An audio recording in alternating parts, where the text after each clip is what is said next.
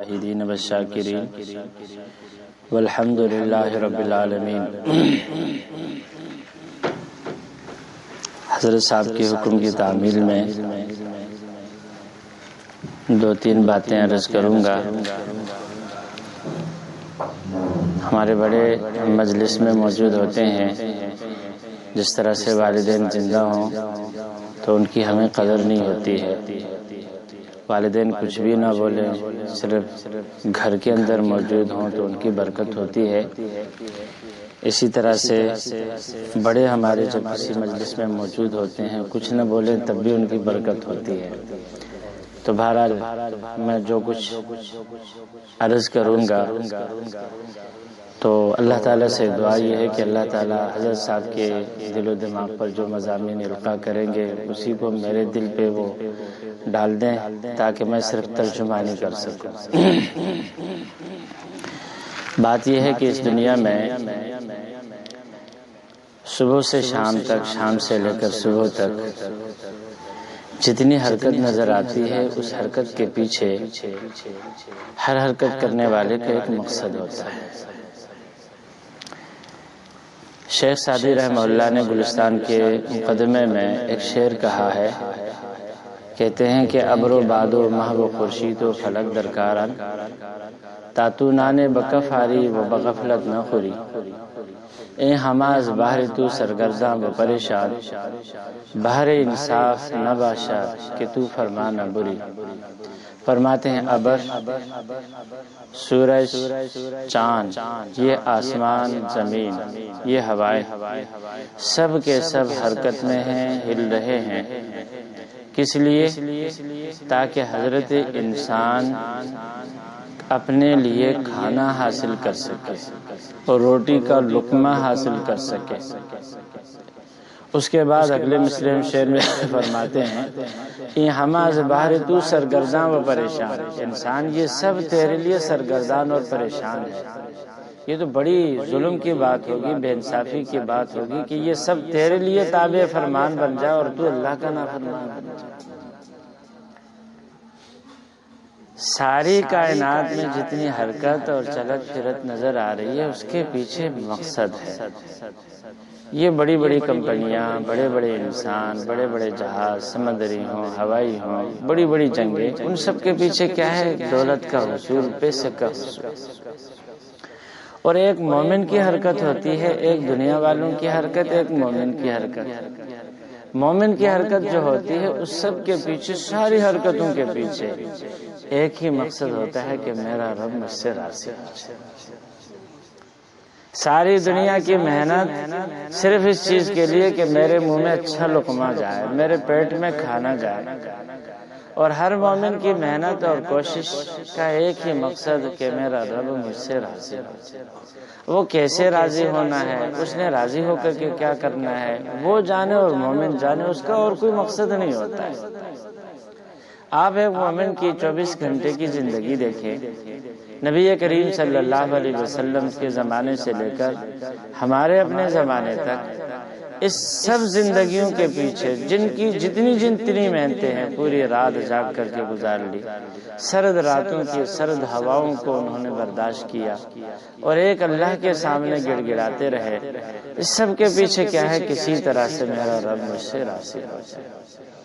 اور جس پہ رب راضی ہو گیا تو اس کے لیے مزید کسی چیز کی ضرورت نہیں۔ بخاری شریف کی روایت ہے اور مسلم شریف کی، نبی کریم صلی اللہ علیہ وسلم فرماتے ہیں جب سارے جنتی جنت میں جائیں گے، اللہ ہم سب کو بھی نصیب فرما دے، تو سارے جنتی جنت میں جائیں گے اور ان کو اللہ تبارک و تعالیٰ اپنی شان کے مطابق نعمتوں سے نوازیں گے۔ نوازنے کے بعد ایک موقع ایسا بھی آئے گا، اللہ تبارک و تعالیٰ فرمائیں گے جنتیوں تمہیں کسی اور چیز کی ضرورت ہے؟ وہ کہیں گے کہ اللہ اس جنت میں اور کس چیز کی ضرورت ہو سکتی ہے، جتنی نعمتیں ہو سکتی تھی اللہ نے وہ ہم سب کو دے دی، کسی اور کو نہیں دی۔ یہاں دنیا میں تو کیا ہوتا ہے، اگر کسی کے پاس قارون کا خزانہ بھی ہونا تو وہ کہے گا کہ یار میرے پاس تو کچھ نہیں۔ کوئی انسان کسی کے پاس کچھ نہیں، وہ تو چلو کچھ مانگے تو سمجھ میں آتا ہے، جس کے پاس سب کچھ ہے دنیا کی ضروریات میں سے، وہ بھی کہے گا میرے پاس کچھ نہیں۔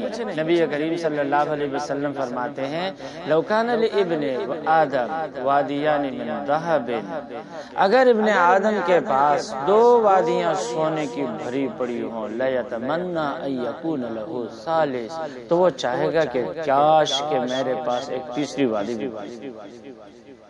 وَلَا يَمْلَأُ بَطْنَ ابن آدم إِلَّا التُّرَابُ، انسان کے پیٹ کو قبر کی مٹی کے سوا کوئی چیز نہیں بھر سکتی۔ دنیا کے اندر کسی کو سب کچھ بھی مل جائے، وہ انسان یہ چاہے گا اچھا وہ فلاں کے پاس یہ چیز ہے میرے پاس ہے۔ اس لیے ہمارے نبی صلی اللہ علیہ وسلم نے بڑے پیارے انداز میں اپنی امت کی تربیت فرمائی ہے۔ فرمایا کہ دیکھو دنیا میں اگر رہنا ہے نا، تو دنیا میں رہتے ہوئے دنیا کے اسباب میں اپنے سے نیچے والے کو دیکھو۔ آپ کے پاس سائیکل ہے تو چلتے ہوئے سائیکل کو چلاتے ہوئے ایسے بے دھڑک نہیں چلانا کسی کے کپڑے گندے ہو جائیں۔ فرمایا سائیکل چلاؤ جس حیثیت میں آپ ہو، تو آپ چلتے ہوئے دیکھ لو بہت سارے لوگ پیدل بھی چل رہے ہیں، ان کے پاس سائیکل بھی نہیں ہے۔ آپ کے پاس اللہ تبارک و تعالیٰ نے موٹر سائیکل دے دی ہے، موٹر سائیکل چلا رہے، تو آپ سائیکل والوں کو دیکھ لو کہ بھئی آپ تھوڑا سا پیٹرول ڈال کر کے انجن کی طاقت سے کئی گنا زیادہ تیز رفتار سے آپ اپنی منزل تک جلدی پہنچ سکتے ہیں۔ سائیکل کے مقابلے میں اس بیچارے کو زور لگانا پڑتا ہے، پسینہ بہانا پڑتا ہے۔ اگر آپ کے پاس گاڑی ہے تو آپ موٹر سائیکل والوں کو دیکھ لو، ان بیچاروں کو ٹکر لگ جائے تو گر جاتے ہیں، اور گاڑی والا آسانی سے گرتا ہے۔ آپ کے پاس کرائے کا مکان ہے تو آپ جھوپڑی والوں کو دیکھ لو، فٹ پاتھ پہ زندگی گزارنے والوں کو دیکھ لو، اپنا مکان ہے کرائے والوں کو دیکھ لو۔ تو حضور صلی اللہ علیہ وسلم فرماتے ہیں دنیا میں زندگی گزارتے ہوئے یہ دیکھ لو کہ آپ سے نیچے کون ہے، کمتر کون ہے، اپنے سے اوپر والے کو مت دیکھنا۔ اس سے کیا ہوگا؟ اللہ کے نعمتوں کی ناشکری پیدا ہو جائے گی۔ اللہ نے جو نعمتوں سے نوازا ہے ان نعمتوں کی ناشکری پیدا ہو جائے گی، اور جب بھی انسان اپنے سے کمتر کو دیکھتا ہے تو اس کے اندر شکر کا مادہ پیدا ہو جاتا ہے۔ سورہ نمل پڑھ لیجئے، حضرت سلیمان علیہ السلام اپنے لاؤ لشکر کے ساتھ سفر کر ایک آواز آئی، یا ایھا النمل ادخلوا مساکنکم لا یحطمنکم سلیمان وجنودہ وہم لا یشعرون، اے چونٹیوں اپنے بلوں میں داخل ہو جاؤ، کہیں سلیمان کا لاؤ لشکر لا علمی میں تمہیں روڑ نہ ڈال۔ سلیمان علیہ السلام وہیں پہ سجدے میں گر گئے، رب کا شکر ادا کر لیا اور کہنے لگے رب اوزعنی ان اشکر نعمتک التی انعمت علی وعلی والدی، اللہ مجھے توفیق دے دے کہ میں ان نعمتوں کا شکر ادا کر دوں کہ جو تو نے مجھ پہ کی ہے میرے والدین پہ۔ کہ اللہ تبارک و تعالیٰ نے ایک چونٹی، تحقیق میں تفسیروں میں لکھا ہے کہ 2.5 میل کی مسافت سے اللہ نے چونٹی کی آواز سلیمان علیہ السلام کے کانوں میں پہنچا دی اور ان کو سمجھا بھی دیا کہ چونٹی یہ بول۔ ہمارے سامنے چونٹی چل رہی ہوتی ہے پتہ نہیں چلتا، رینگ رہی ہوتی ہے پتہ نہیں چلتا۔ حدیث میں ہے ان اللہ یسمع دبیب النملۃ السوداء فی اللیل علی الحجر الاسود، اللہ تبارک و تعالی کالی چونٹی کے پاؤں کی آہٹ کو سن لیتے ہیں تاریک رات میں کالے پتھر پہ جو دل سے آواز نکلے رات کے اندھیرے میں، اللہ تبارک و تعالی اس وقت سن لیتے ہیں۔ ایک غلام رات کو عبادت کر رہا تھا، اور جیسے انسان اللہ تبارک و تعالیٰ کے ساتھ جب باتوں کی عادت ہو جائے، حضرت بیٹھے ہوئے ہیں تو میں کبھی کبھار جذبات میں آ جاتا ہوں، جمعہ میں بھی بول دیتا ہوں، میں کہتا ہوں کہ یار اللہ سے باتیں کیا کر۔ ہماری بیوی ہوتی ہے ہم اپنی بیوی سے باتیں کرتے ہیں، بچے ہوتے ہیں محبت ہوتی ہے ان سے باتیں کرتے ہیں، میں کہتا ہوں کبھی تھوڑا سا ٹائم نکال کر کے اللہ سے بھی بول لیا کرو۔ اللہ نے اپنے سے باتیں کرنے کے لیے ہمارے لیے 5 وقت کی نماز مقرر کی ہے۔ نماز کے لیے تو چلو وضو کی شرط ہے، قبلہ روح ہونے کی شرط ہے، توجہ کرنا ہے، اللہ کے سامنے کھڑا ہونا ہے، ایک حیت بنانی ہے۔ شکل تو ہم بنا لیتے ہیں، اندر کے کیا اس کے اندر خلوص ہے کیا نہیں ہے وہ جانے اور بندہ جانے۔ لیکن اس کے علاوہ چلتے پھرتے اللہ نے یہ تو نہیں بولا ہے نا کہ صرف نماز کی نیت باندھو کہ مجھ سے باتیں کرو گے۔ جس طرح دنیا میں موبائل کا نمبر ڈائل کرو گے تو ان سے رابطہ ہوگا، ان کا نمبر نہیں ہوگا، کہتے ہیں رابطہ کیسے ہوگا؟ اللہ نے ایسی کوئی قید نہیں لگائی ہے کہ بھائی وضو کر کے نماز پڑھو گے، نیت باندھو گے، مجھ سے بات ہوگی، ویسے بات نہیں ہو سکتی۔ اللہ کے ہاں ایسی کوئی قید نہیں ہے۔ آپ گاڑی چلا رہے ہیں، دل ہی دل میں کہہ دے کہ اللہ میں بڑا پریشان ہوں، میرے اس مسئلے کو حل کر دے۔